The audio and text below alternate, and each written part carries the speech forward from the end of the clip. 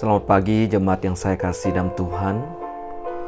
Puji syukur kepada Tuhan, pada pagi hari ini kita dapat bertemu kembali di dalam acara Suara Penggembalaan.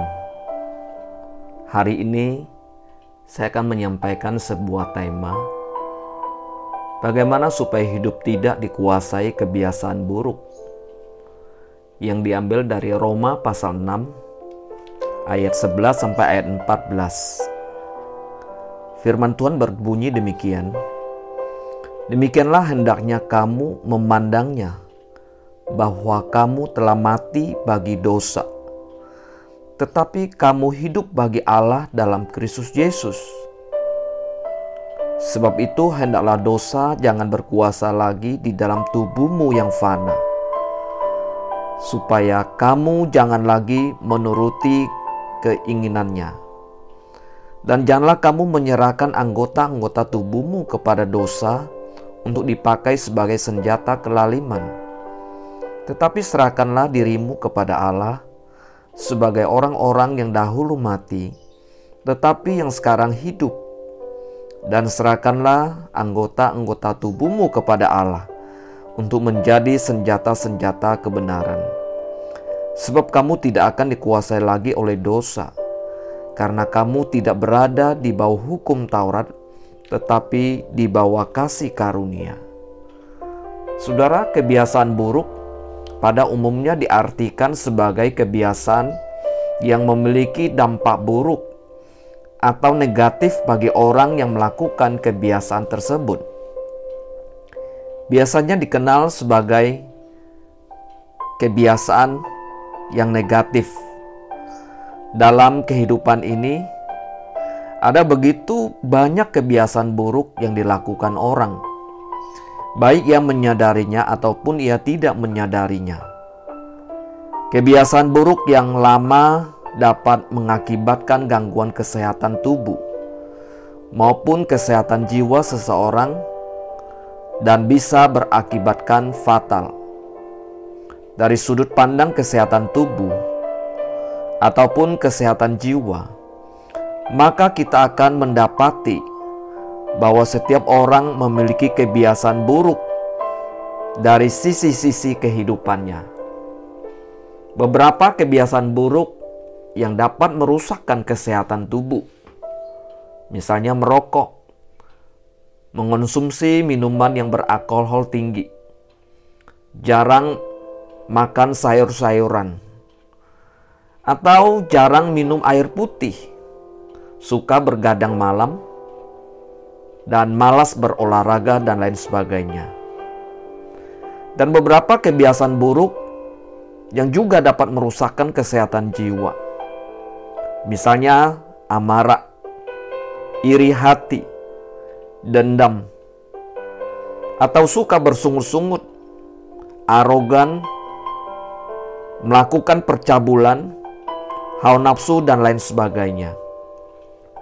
Terkadang kebiasaan buruk tidak hanya merusak kesehatan tubuh, tetapi juga dapat merusak kesehatan jiwanya.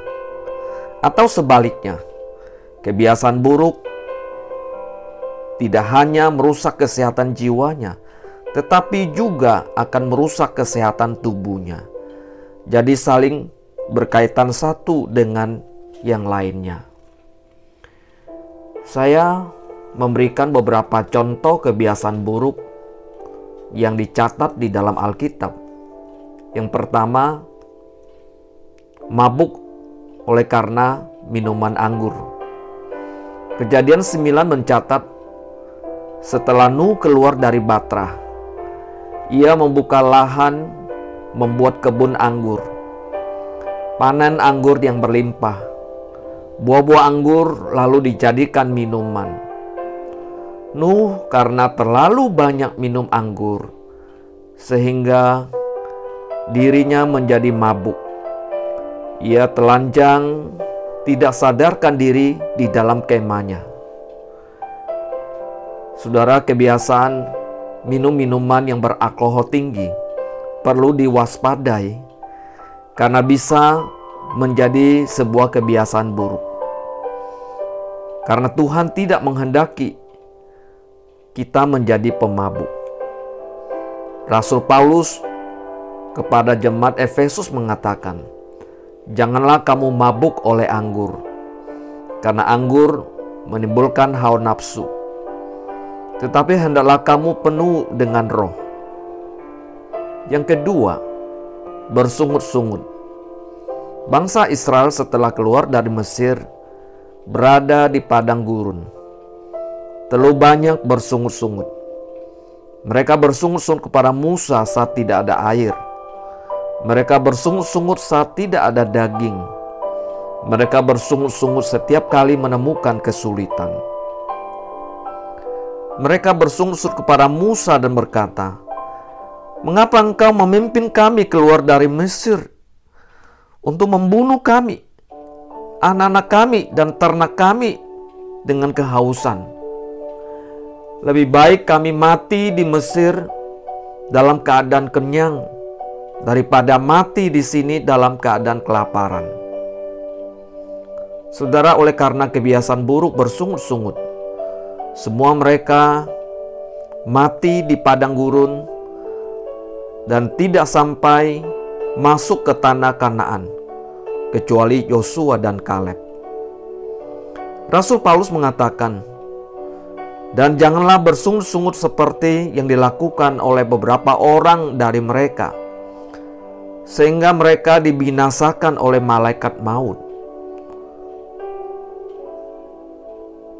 Yakobus pun mengatakan, "Janganlah kamu bersungut-sungut dan saling mempersalahkan, supaya kamu jangan dihukum."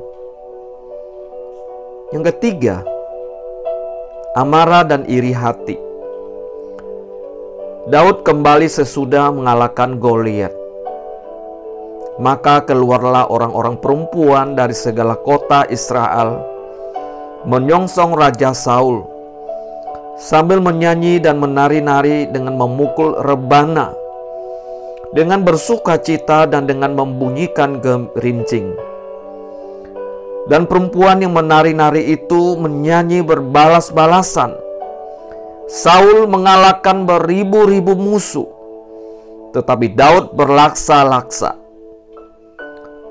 Lalu bangkitlah amarah Saul dengan sangat, dan perkataan itu menyebalkan hatinya, sebab pikirnya, "Kepada Daud diperhitungkan mereka berlaksa-laksa, kepadaku diperhitungkan berlibu-ribu."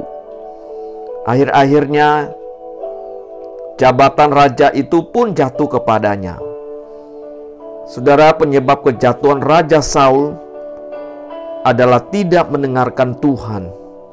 Ia terlalu dikuasai amarah dan iri hati. Bagaimana supaya hidup saya tidak dikuasai kebiasaan buruk? Roma 6 ayat 11 mengatakan, "Demikianlah hendaknya kamu memandangnya, bahwa kamu telah mati bagi dosa, tetapi kamu hidup bagi Allah dalam Kristus Yesus." Roma 6 ayat 12, "Sebab itu hendaklah dosa jangan berkuasa lagi di dalam tubuhmu yang fana, supaya kamu jangan lagi menuruti keinginannya." Kebiasaan buruk sangat berkaitan erat dengan hidup menurut keinginan atau hidup menurut kedagingan yang berdosa.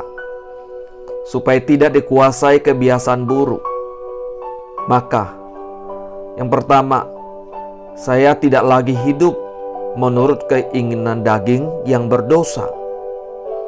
Paulus berkata, "Hiduplah oleh roh, maka kamu tidak akan menuruti keinginan daging." Galatia 5 ayat 16. Yang kedua, saya telah mati bagi dosa, dan sekarang saya hidup hanya bagi Allah di dalam Kristus Yesus.